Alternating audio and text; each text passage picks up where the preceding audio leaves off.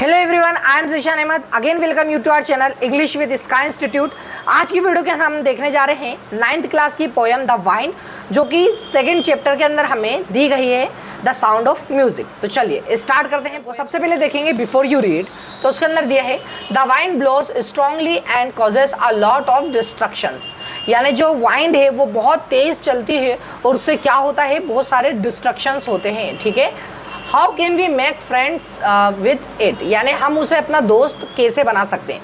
वो ऐसा कह रहे हैं पोएट हमारे, ठीक है, कि जो वाइंड है वो बहुत सारा डिस्ट्रक्शन करती है और ठीक है, लेकिन हम उसे अपना फ्रेंड कैसे बना सकते हैं हमारी लाइफ के अंदर। इसी के ऊपर पूरी पोएम जो है वो बेस्ड है। चलिए स्टार्ट करते हैं poem. Wind come softly, don't break the shutters of the window, don't scatters the paper, don't throw down the books on the shelf. There looked what you did. You throw them all down. You tore the pages of the book. You brought rain again.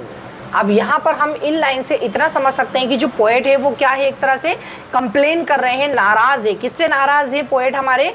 Wind से बहुत ज़्यादा नाराज है। Poet कहते हैं कि wind तुम slow आओ, तुम सॉफ्टली आओ। ठीक है, अब वाइंड का इसके अंदर जो सिंबॉलिक मीनिंग हम समझ सकते हैं वो है हमारे डिफ़िकल्टीज से, चैलेंजेस से हमारी ज़िंदगी के। ठीक है, तो उनके बारे में हमारे पोएट जो है वो ये कह रहे हैं कि वाइंड तुम स्लो आओ। जो भी हमारी लाइफ का चैलेंज होता है वो किस तरह से आता है, अचानक से आ जाता है। कोई भी चैलेंज ऐसा थोड़ी होता है, कोई भी समस्या ऐसे नहीं होती कि जो स्लो स्लो है एकदम से आ जाती है। तो पोएट कह रहे हैं कि तुम स्लो आओ, don't break the shutters of the window. जब वाइंड बहुत तेज आती है तो क्या होता है उससे कि जो शटर से विंडो की वो क्या है, ब्रेक हो जाती है।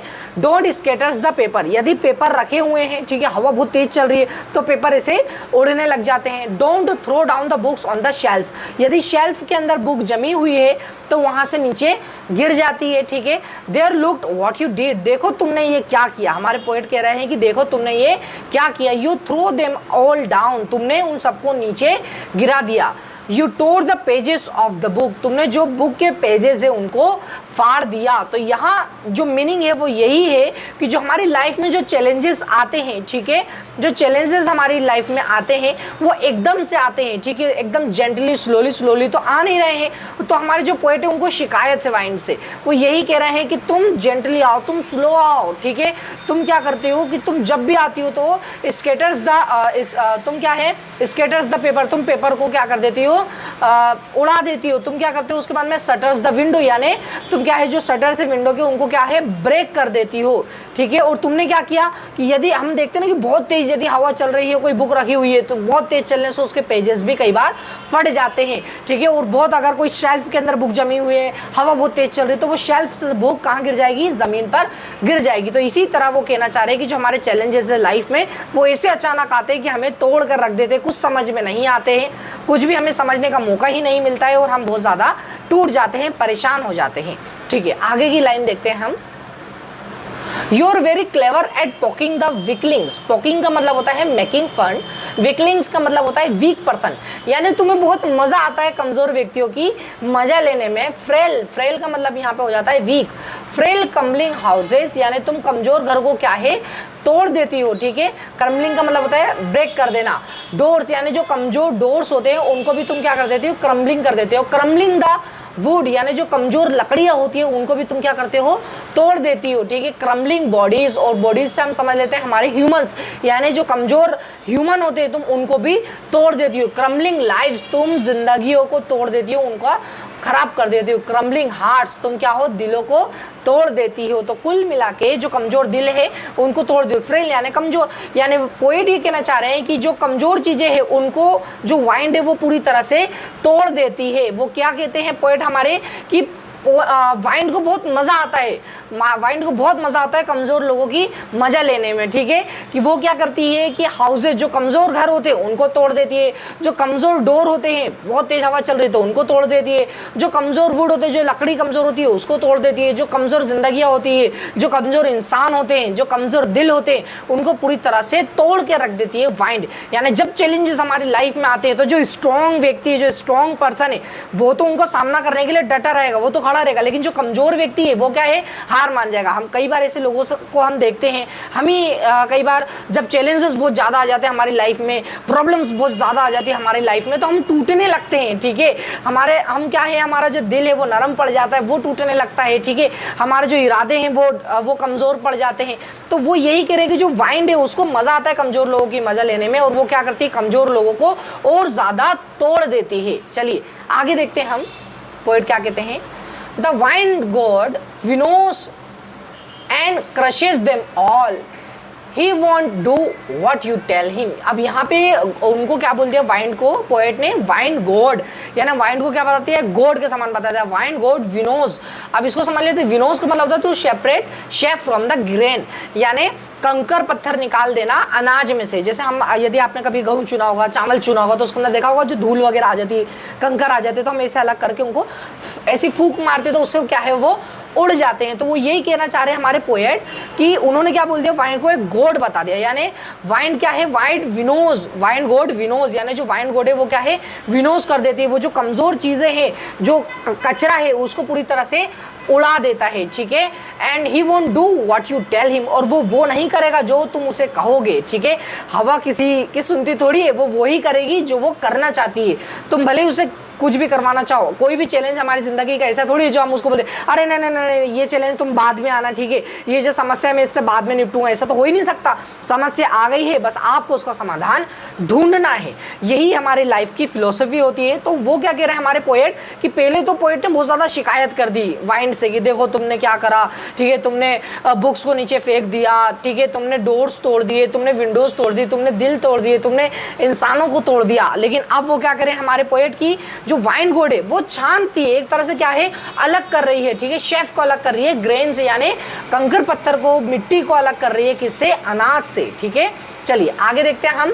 सो come let's build strong house. तो अब हम क्या कर सकते हैं, जब हमारे घर कमजोर है, जो ब्रेक हो जा रहे हैं, तो लेट्स बिल्ड स्ट्रॉन्ग हाउस, तो हम क्या कर सकते हैं, स्ट्रॉन्ग हाउसेस बना सकते हैं।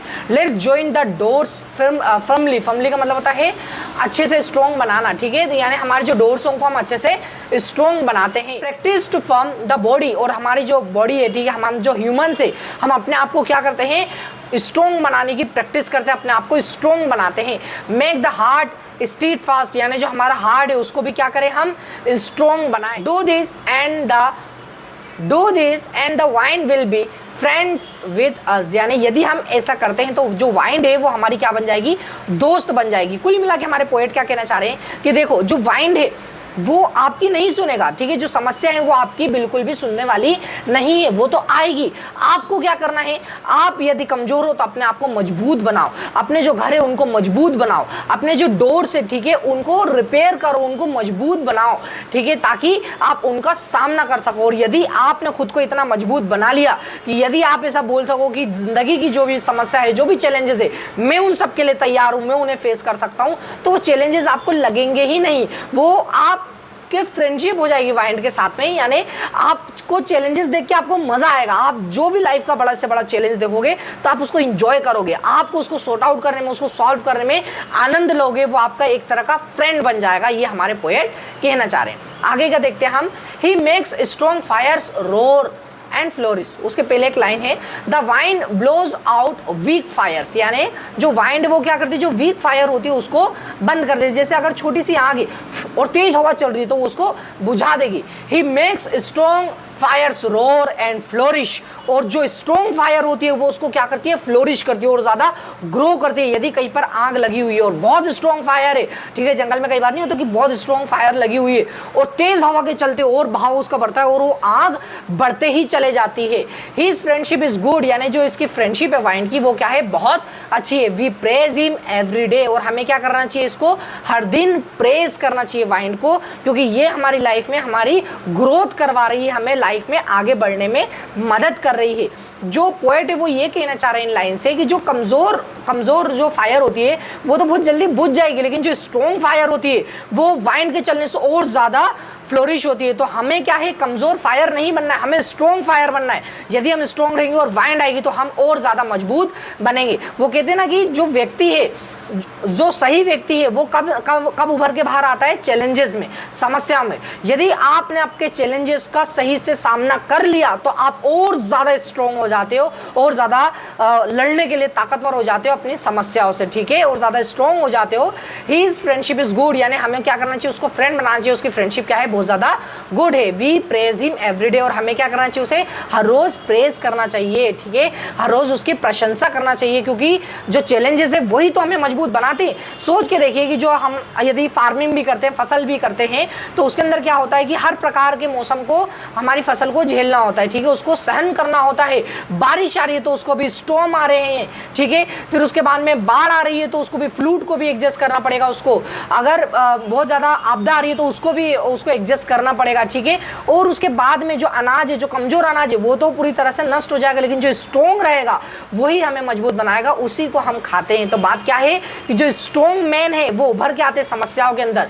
चैलेंजेस हमें और ज़्यादा स्ट्रॉन्ग करते हैं, और ज़्यादा बहादुर बनाते हैं। तो हमें क्या करना चाहिए? चैलेंजेस से फ्रेंडशिप करना चाहिए। ये नहीं कि हम उससे डरे। पहले की लाइन में पोएट कुल मिला के ये कह रहे हैं, ठीक है, शिकायत कर रहे हैं कि नहीं तुम स्लो आओ। उसके बाद में पोएट क्या कहते हैं कि ये गॉड, ठीक है, ये क्या कर रहे हैं? सेपरेट करते हैं, ये वीक लोगों को हटा देते हैं। फिर पोएट क्या कहते हैं कि देखो अब हम इसका कुछ कर तो नहीं सकते, तो इससे हम फ्रेंड बना लेते हैं। फ्रेंड कैसे बनाएंगे? हमारे घरों को मजबूत करके, हमारे दिलों को मजबूत करके, हमारे जो डोर्स है उनको रिपेयर करके, उनको मजबूत करके। यदि हम ही स्ट्रॉन्ग हो जाएंगे तो हमें चैलेंजेस नहीं लगने वाली है। हिज फ्रेंडशिप इज गुड, उसकी जो फ्रेंडशिप है बहुत अच्छी है, और जो कमजोर फायर होती है वो उसको बुझा देती है वाइन। लेकिन आपको ऐसा बनना है जो बहुत ज्यादा स्ट्रॉन्ग हो, कि वाइन के चलने से वो और ज्यादा ग्रो करे। We praise him every day, और हमें उसे हर दिन प्रेज करना चाहिए। तो यही थी ये poem. If you like the poem then do like, share and subscribe our channel. Thank you very much.